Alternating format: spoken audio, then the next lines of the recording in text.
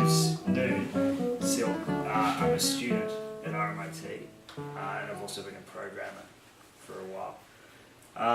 And I'm studying physics, interested in quantum computing, so doing a bit of reading about that. So what I've got here, Adam asked me to just talk about something related to quantum stuff. So I've got here is just a kind of overview of the research areas, as I see it, just a small subset of interesting research areas in quantum computing. So this is just an overview of that. Does everyone here know what quantum computing is at all? I guess to claim that you know, you need to know what classical computing is. So it's kind of hard to answer like what is quantum computing without just strictly comparing it to something. Give us a run over of Turing and stuff. Yeah, no. But, yeah, so what I've just got here is just a kind of comparison of the really elementary properties of computing. So in classical computing you've got bits, in quantum computing you've got quantum bits. What else have I got here? Yeah, operators. Classically we're talking about just functions like math functions, right? So classically you've got and, or, you've got their quantum counterparts. The interesting part is the space. Classical space is kind of just goes like that. You have 256 bits, that's how much space you've got. Quantum space, the interesting thing is it grows exponentially. You mentioned and and or. What exactly are the quantum counterparts of and or? And an or. It's just, so they just operate on a qubit instead of a regular bit. So essentially, what's a qubit? A quantum bit, yeah. So the idea with that is that it can be 1 or a 0 or both with some probability. And that probability obeys some rule. Essentially, it's got to be 1. They've got to all sum to 1. Yeah. So a qubit is the idea that it can be in two different orthogonal states, 0 and 1, and so on. At the same time. Like Schrodinger's cat? Yeah, like that. So that's the basics. So maybe you want to know where they are. There's some like right across the road at Melbourne Uni, obviously, in the Centre for Quantum Computing Technology, something like that. They're doing awesome stuff there. They've got this type of computer called an NV cavity diamond center. Essentially, you can control some quantum properties inside a diamond. And I think, I mentioned there that one of their researchers from Sydney, Andrea Morello, and his colleague have just won a massive prize. They've put out a patent on their kind of quantum computer, which is a phosphorus silicon, so using silicon and controlling qubits with magnets. So that's kind of mass production style. So that's pretty cool. I guess the obvious question is, what's the point? The kind of obvious point is a speed up. As I mentioned, you kind of get more space, which implies you can maybe do more. And also kind of lends itself to being able to do more faster. Maybe slightly less obvious is actually kind of doing the same kind of computational tasks we do with supercomputers, but just in a more energy efficient way. That's pretty cool, I think. Because, like Adam mentioned to me before, he wants a quantum computer in his watch. So that's kind of reasonably impractical, because you don't tend to want to do these kind of efficient calculations personally. You just want to do something on a big data set, say, I don't know. So I think that's a good thing. And then another kind of somewhat obvious one is simulation of quantum systems. So I think, does it say that? Yeah, quantum chemistry. So there's a bit of work going on there. It's kind of obvious, and it was kind of the reason quantum computing was suggested.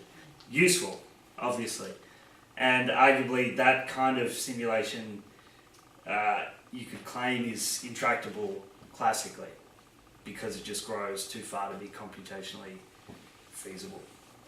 Can you give a relative kind of comparison of the difference in power between a quantum computer and a classical computer of, like, I don't know, the same size, or what like how many orders of magnitude more faster in terms of whatever it is, flip-flops or whatever it's called, operations per second, or Not really at that scale. I guess it depends. Like, grunt horsepower. you need to have an algorithm to compute something, right? So if the classic case is factoring, you want to factor some really large number. The way to do it classically is essentially the method to do it classically has a kind of term in the exponent, like 2 to the power of n something like that, right? So as you change n, so as you get a larger number, that just goes. It doesn't go linear. It just goes like that, right? So if you got 128, 2 to the power of 128, say, and you go to 129, it's not just like slightly more. It's a lot more. So it's an order of magnitude more, isn't it? Yeah. But It's 2 to the power of n, however many qubits you have. Is that right? yeah, so that's the kind of space you're dealing with. So yeah, what I'm trying to say is that the factoring problem. So to factor a number that's 1 bit bigger, you need to add 1 qubit to your quantum computer, whereas with a classical computer you would need to make it twice as fast, something like that. Yeah, something like that. Yeah.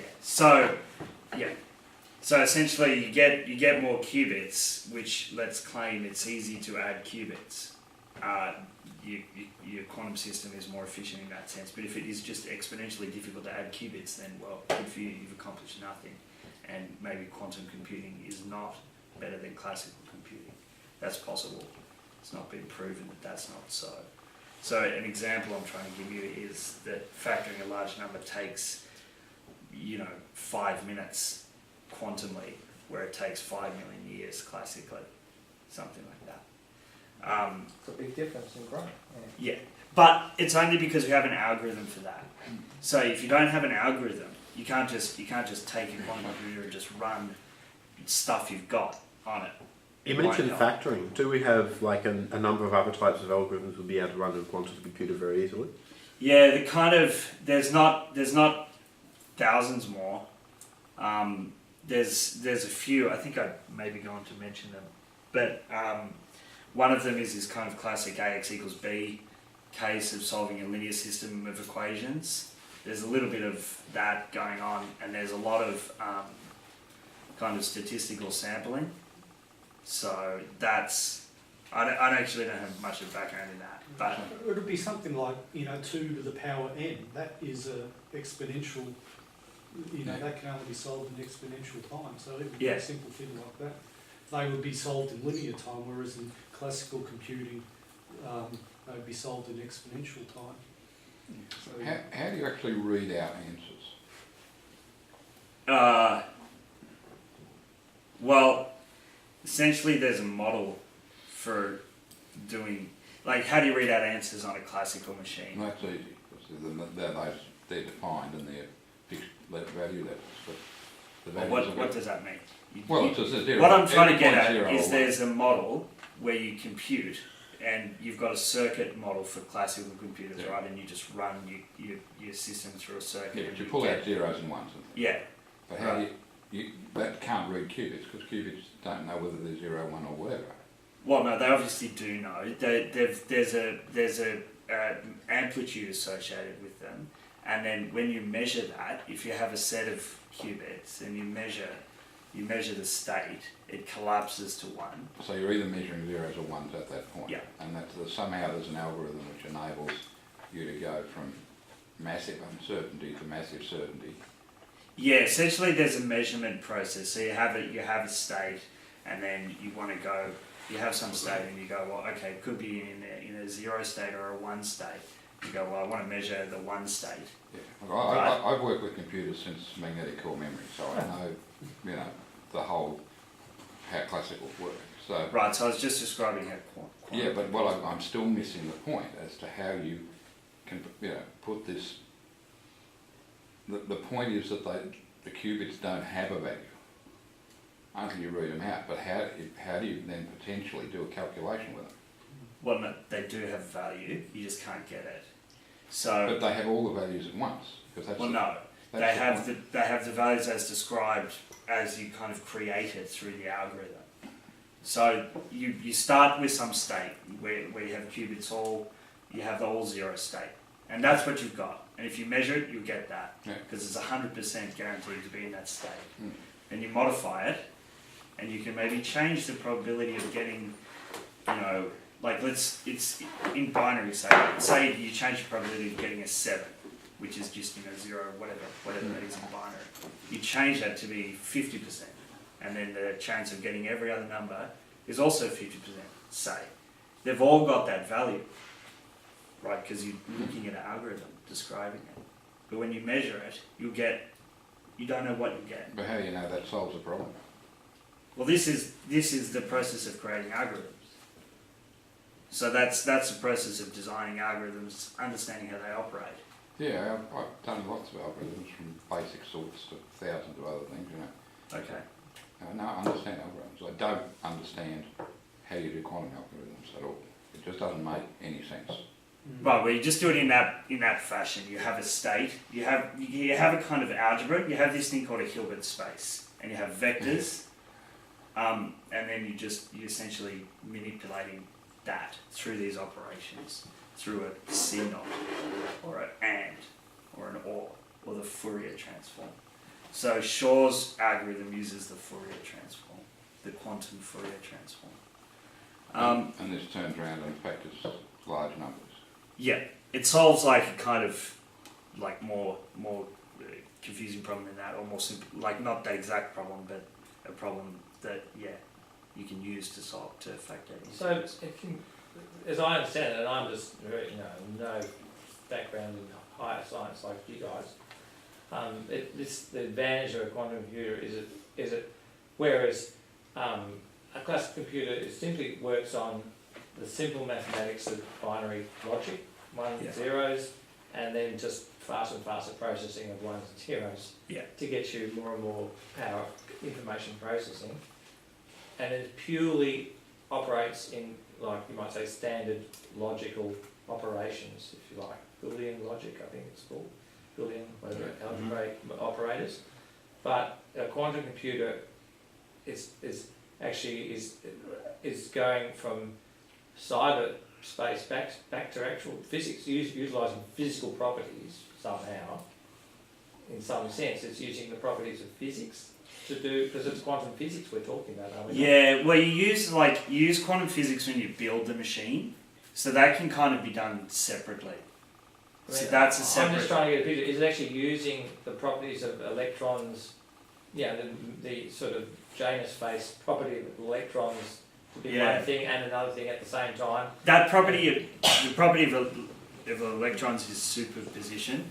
Spin is superposition, where it can be up and down at the same time. At the same time. So that's translated into the property of qubits being 0 or 1. So that property is brought in. And qubits are purely entities in cyberspace. Still, are they just entities operating, or somehow tap into physics? I'm not getting. Well, so like classical does bit. it bounce an electron in some little, like.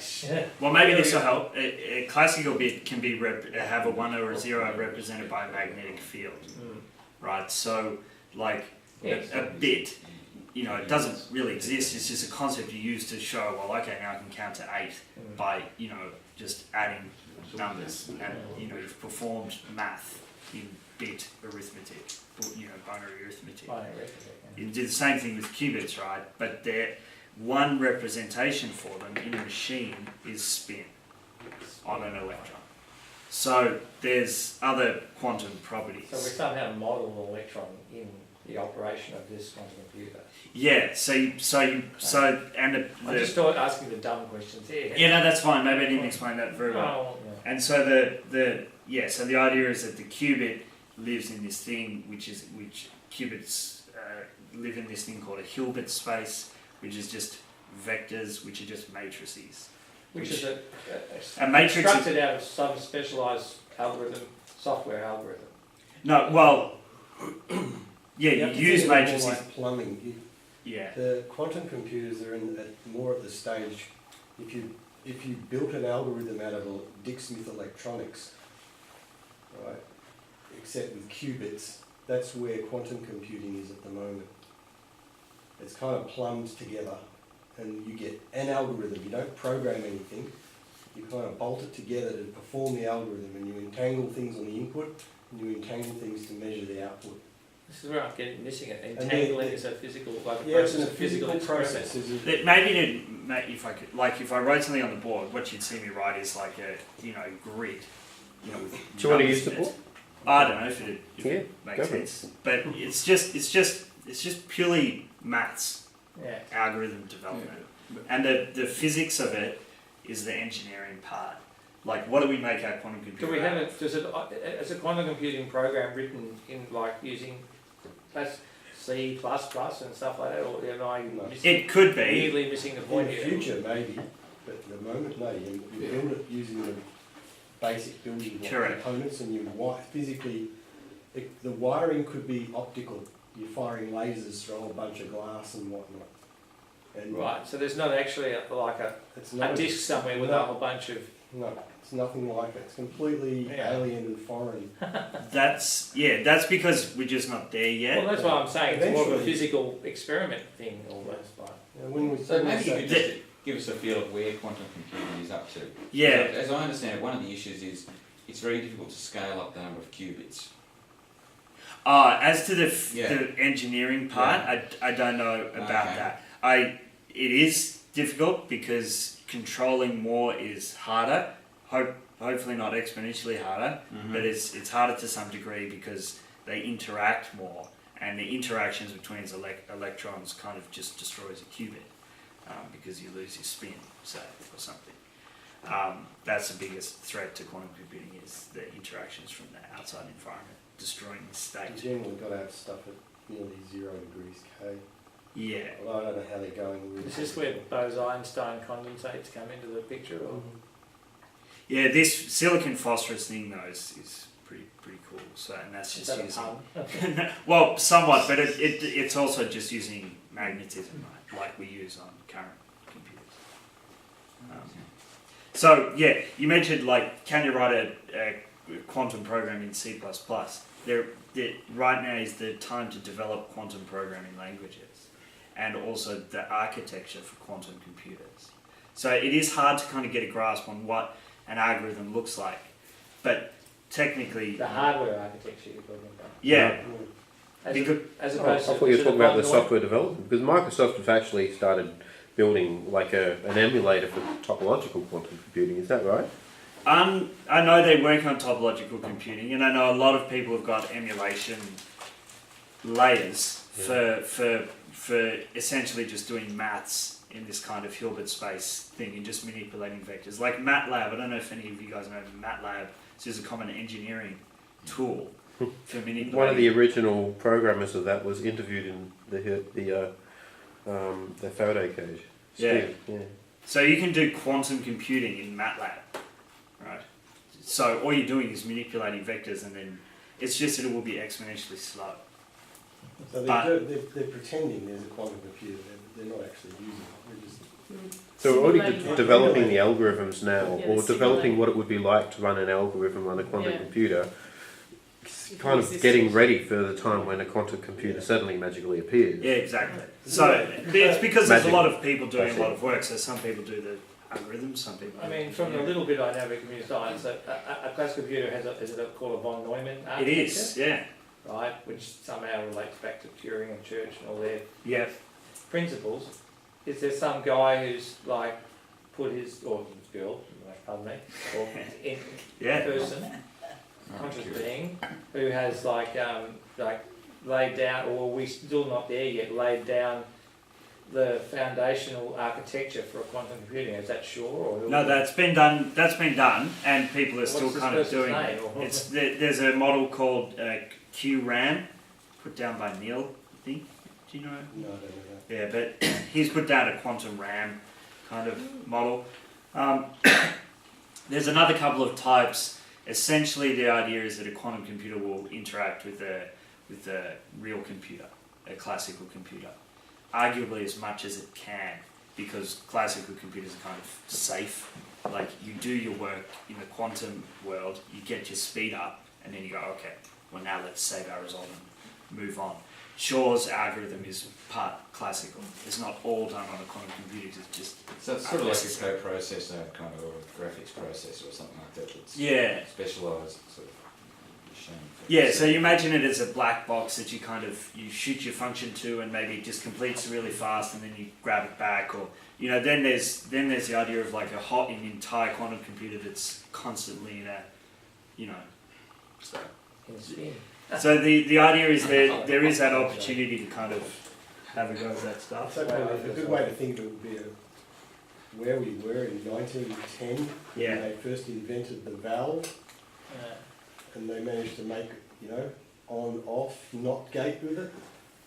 We're sort of just past that bit. The Radio Shack. Yeah, we're actually past the abacus.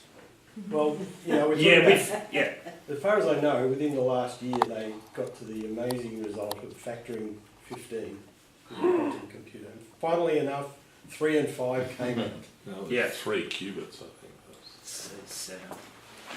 Even that, so it's even less than that.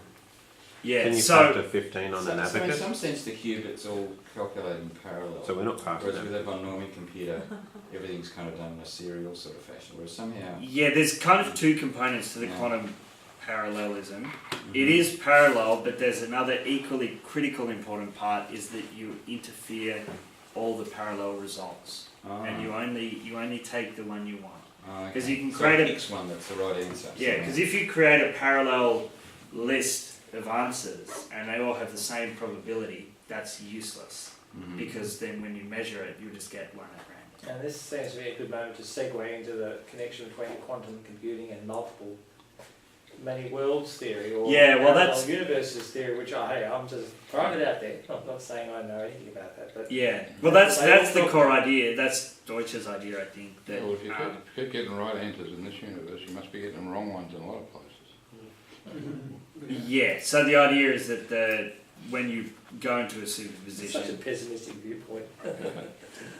the other answers are realised somewhere else. It's the worst of all possible many worlds. That's your theory. A good scientist is pessimist. Yeah, but that's kind of, at least for practical quantum computers, neither here nor there. It's not really relevant to the development of algorithms, because so it's just philosophical. Moonshine. But there's an opportunity to explore that in the last slide I comment on. Yeah, so information theory is also a massive part of quantum computing, obviously called quantum information theory, and that's where you explore topics like entanglement and entropy. Maybe that's of interest to some of you. That's information entropy, not permanent energy entropy. Well, both. Same thing, really. Yeah, so And there's this someone's Landau's gonna- principle. Do you know about Landau's? Landau says information is energy or something like this. It's still not resolved. Yeah, and there's the Maxwell's demon, which can convert information. So hang on, we've got Boltzmann with thermodynamic entropy, the guy who. I'm quite unconvinced that they're the same thing, to be honest. But And then there's Shannon's law. Is that the one about information entropy, or am I getting? Well, Shannon's did a lot in information theory. I'm not sure if he's got something about entropy. Anyway, I remember James and I had an argument about this because we were trying to figure out the relationship between the it and the bit, which Wheeler supposedly tried to kind of correlate. Well, and based on the there's commonality of another aspect entropy. in artificial intelligence. Building an intelligent machine to behave in a certain environment is actually a form of compression and working out how much data there is in the environment. So, a lot of all these things mathematically are the same. Now, whether philosophically they're the same is another question. You can argue about that, but mathematically they have the same structure. Yeah, well, there's a direct conversion with Maxwell's demon, Yeah. right? You can directly convert information into energy. So, that's that. You've got teleportation as well, which is somewhat interesting. Quantum energy teleportation. I was going to say you haven't mentioned black holes, but... It's coming. Is it there? Have I mentioned it there? Entropy. It's right there. I can't read it. I don't know. Yeah, It black holes. says So, black yeah. holes, quantum computers. There you go. Monthly. Seth Lloyd. Yeah, he suggested that black holes can be quantum computers because they do something at the horizon with Yeah, something. I just had. information, they don't destroy it. Yeah, but something about having to reconstruct Hawking radiation to understand it. Yeah, that's right. Have they been They able thought to they do could anything destroy like that yet? information. I suspect not. We need to fly close to one, I guess. Who wants to volunteer? Yeah. Even Stephen Hawking should. It'll probably take you Yeah. a million years to You get shoot him there. in his wheelchair off quite close to a Send black it to hole and Galaxy. go collect some of his radiation. Create- Yeah, this is actually really Jet cool. power. Direct you in going in, does it pop you out, pop you back together again? Unsure. No, no, Probably they not. don't. No, No, they destroy a bit of information and go back there. Yeah, the Byzantine general problem is actually pretty cool, where you've got a few generals who can send a messenger through enemy camps, and so they obviously give the messenger a message, and they want to get agreement between the three of them, but he has to go through an enemy camp every time. Classically, you can never be sure that the message you sent is the one that's received, so you can never kind of be happy that you've got agreement.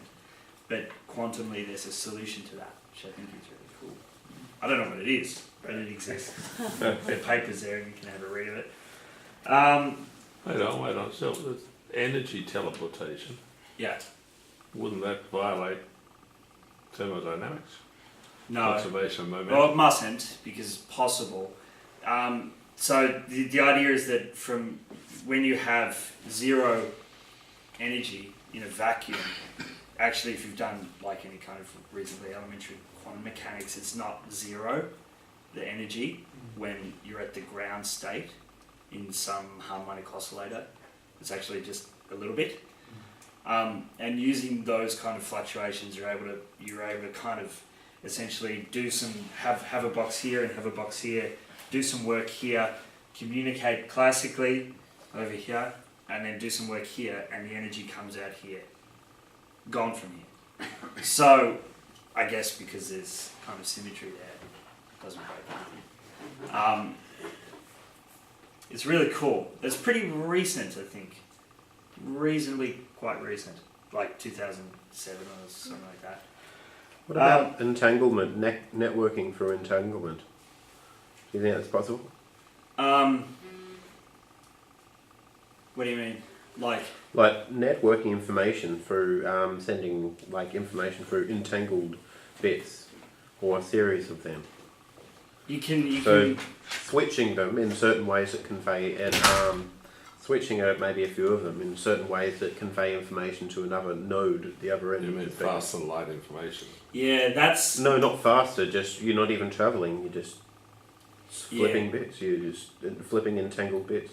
I think the idea with that is that while it's possible to affect through entanglement a qubit that's as far away as you like, you can't kind of Measure. it's random what happens at the other side, so you can't kind of do communication on that basis. You can just change it. It seems intriguing to think about, I agree, and I don't have a great answer for why that's not possible. I know it's not, but it's very interesting to look at. Yeah, but entanglement is like a very cool thing to look into. And obviously it's the resolution of the Byzantine general problem. Perhaps not obviously, because there is this idea of some of these algorithms, you can show that they don't have much entanglement going on, yet they're still getting a speed up. And you have to kind of wonder why. Other things that are being done, obviously cryptography. Maybe you're familiar with quantum money. The idea that you have some money that's not forgeable due to some quantum property. There's a few ideas like that going around. Occasionally they get broken. But they kind of centre around the idea of, let's say, the no cloning theorem, where you can't copy a quantum state, ideally. So that's kind of forms some basis. for The those big ideas. future in quantum money laundering. Yeah. Well, there is, like, it's right now. People put out papers about quantum money and go, can you break it? And sometimes This you is a can. big driver of quantum computing, military encryption or security encryption. Probably not. Probably not. Breaking encryption has been the big driver. There's as far as I've seen, and I'm, maybe they're doing it, but I haven't seen a lot of people do quantum kind of encryption algorithms. They tend to be post-quantum, so classical again. So just using some property that that the quantum computers can't assist in beating. So the algorithms to do kind of encryption, quantum encryption, I don't think there really are any.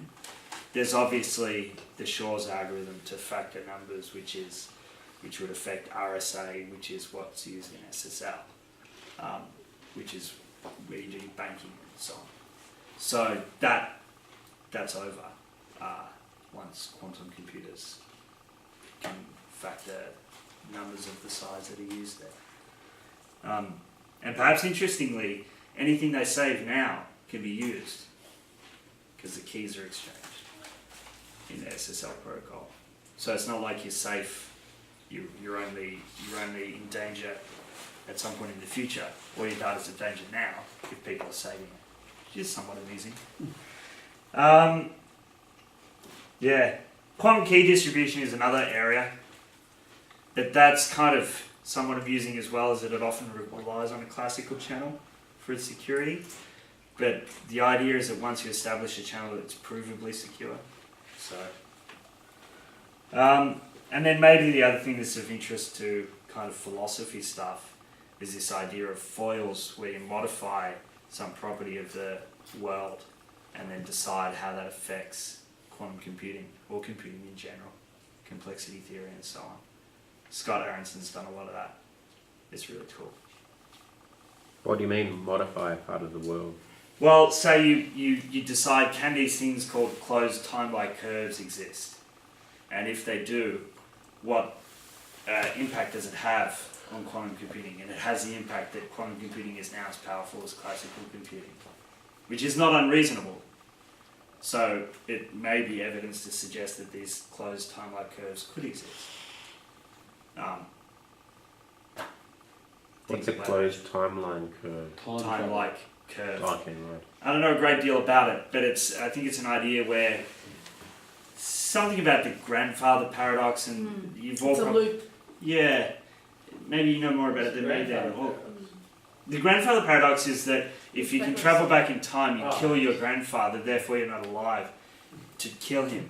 Deutsch's resolution to that is that if you go back in time and kill your grandfather, then say you're born with a half probability, and in the half, when you're born, you kill him so that you're not born.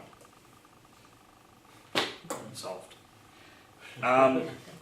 But then Read about it, it's doesn't really stop. cool. No. How can you kill somebody if you're not there to kill him? Well, because say there's two parallel universes, right? Yeah. And in one you're born and you kill him for the other one where you're not born. So you can only kill somebody else's father. Well, you're killing your own parallel universes Okay. father. But it What if doesn't you worry kill him because both? he's never born. You can't, because the closed time-like curve, I guess, ensures. So it'd be kind of like a race. You better kill your twins, Yeah. like father, before he kills your father. I guess if you're alive, you're not in danger, though. So Yeah, There's unless no- you go and kill yourself. yeah. In And case you won't be maybe- alive anymore. That's all. That's all I've got. Yeah. So timelines. Let's talk. When are we going to have one? Come on. Well, they're here now. That's my point. When are we- They're when right are we there. gonna be They're right able to across the use road. them? They're using them now. We're using them now What for? for yeah, I guess testing quantum algorithms. Nothing But I mean- practical. Just getting back Yeah. to the brass tacks, I mean, if, for example, someone managed to construct one that wasn't a Radio Shack one, but that was more like an iPhone version rather than the Radio Shack, I mean, this gets back to my, the 1% theory, and if someone had that power at their disposal, how much how much information processing could they do? For example, could they just corner the stock market? Use it? Well, no, you need to have an algorithm to do something interesting.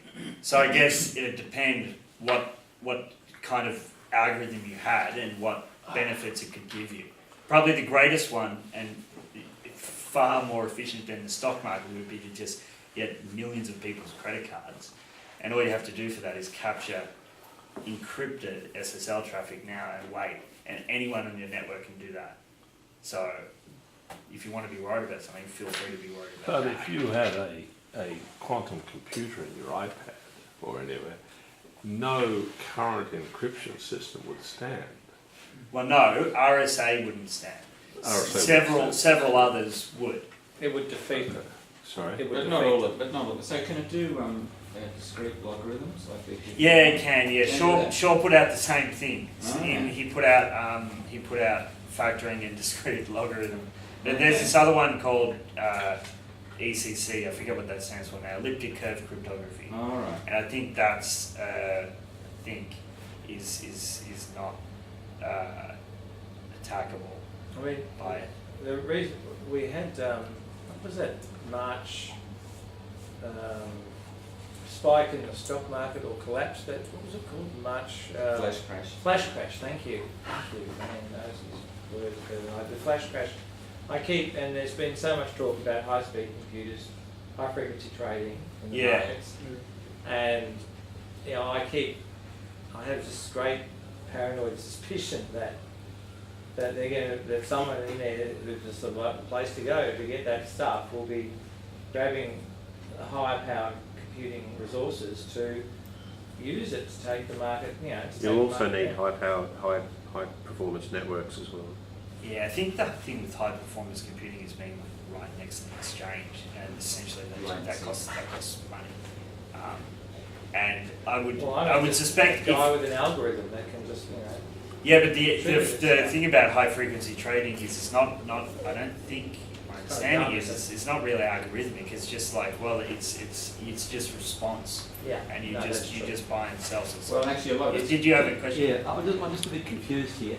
First of all, the notion of quantum computing, are we not separating topological computing, quantum computing, from quantum computing? That we're treating them as the same thing. Yeah, I didn't separate them. All right, so all right. And now, in terms of conventional computers, right? If we look at the development of computers through machine code programming, through to development of assemblers and compilers. Yeah. So whereabouts are you saying that quantum computing is at the moment? It's essentially kind of what Colin was saying, like at the level of just sitting down with actual components that do an AND operation, and kind of just attaching them. And people are a bit more ahead of time because. So you're saying that when we haven't even got to the stage of having a quantum computer, we're simply looking at the at logical devices which are precursors to a quantum computer. In the engineering point of view, yeah. In the programming and algorithmic side, people are inventing languages, and like I said before, you can essentially do quantum computing on any system where you have the idea of an array. So right? That the old hardware-software distinction still holds for quantum computing. Yeah, definitely, and there's confusion there of even how it's going to operate. And like I said before, you've got the QRAM model, you've got these other types which have a quantum part that you call, and then you leave it, and other parts. I mean, there's an article I saw from just 2010, people doing a review on it. Yeah. I understand there's numerous interpretations of the experimental results in the field of quantum mechanics. Is the whole idea of quantum computing contingent on any one of those particular interpretations of experimental phenomena? Or does it work for You're talking about No. Copenhagen interpretations versus other interpretations of quantum physics, say? Am I missing the point of... Sorry, you're talking about interpretations of quantum physics? No, interpretations of the experimental results. Yeah, no, I'd say no. I'd say the things. I'd say the thing that is up for grabs is how many qubits you can control reliably. Like, we'd like to, you'd like to claim as many as you like, but there may be some limit. And I think there's a few, non-believers who feel that that's a real kind of limiting thing. That there will be some fundamental limit we'll hit, and it'll be like, well, sorry, you only get 27. We'll be like, well, that's not good enough. Is there any reason why they think that? I don't know. I don't know if they've got any more reason than. I assume they've got some reasonably legitimate reason. Not gonna. But it has driven a lot of research into this issue of decoherence, which seems to be this sort of weird place between quantum world and the classical world. Is this decoherence? So there's been a lot of practical research that's sort of clarified a lot of that stuff. Yeah. So I guess decoherence is just the kind of measurement by. Like, when you model a system, you try and say, well, okay, I've got a closed system here. But in reality, it exists in some larger system, and so on and so forth. And so the decoherence is the effect of the larger system interacting with your small, supposedly closed system. So it destroys all your superpositions. Yeah. So it essentially measures you while you're in the middle of preparing some beautiful algorithm, and that upsets you greatly. I think the problem is that decoherence has a habit of happening all by itself, and it shouldn't. And there's obviously strategies to try and deal with that, and that's a big part of what the Melbourne group does, is quantum error correction and the threshold. There's this threshold theorem that suggests that as long as you can keep the errors below some rate, you can do quantum computing. And this is supposedly one of the ideas of topological quantum computing, is that the topological quantum computers would be more robust against this sort of noise. Yeah. Yeah. That's, I mean, I only heard that from that guy, I can't remember his name. Yeah, I'm not sure that's Is correct. the brain a quantum computer? No. It's made of quantum. Well, everything is made of quantum. Yeah, well, Colin can answer that. Process that takes place. There's obviously thermal noise, which is a quantum mechanical process, but that's different from a quantum computer. Consider that a quantum computer is something that does operations in a Hilbert space, right? So obviously that description of a brain is nonsense. So the answer is no. I understand totally different architecture, Remember, but isn't your theory about it saying that the brain... No, that's a theory on consciousness, that's a different thing. Ah, okay. But remember that standard transistors use quantum mechanical effects, Yeah. but the very design of the computer is designed to remove all traces of uncertainty. A and to classical make it as computer or a quantum... a classical computer. Yeah. It's 1, But a 0, classical 0. computer employs quantum effects within transistors and things. Yeah. Yes, I understand that the conceptual, well, I'm merely saying, is it part of the way that, what I'm trying to get at, which you talk about consciousness, is a function of quantum effects. Well, that's my theory, That's your theory, and others, yeah. but that's not relevant to Okay, this. but I think we've got about 3 more talks. Okay. So maybe we can just wrap this up now, or Yeah. soon. It's what time is it? 9:30. So yeah, just in the interest of getting all the talks. So thanks very much. Thanks, Ben. That was really good. Yeah.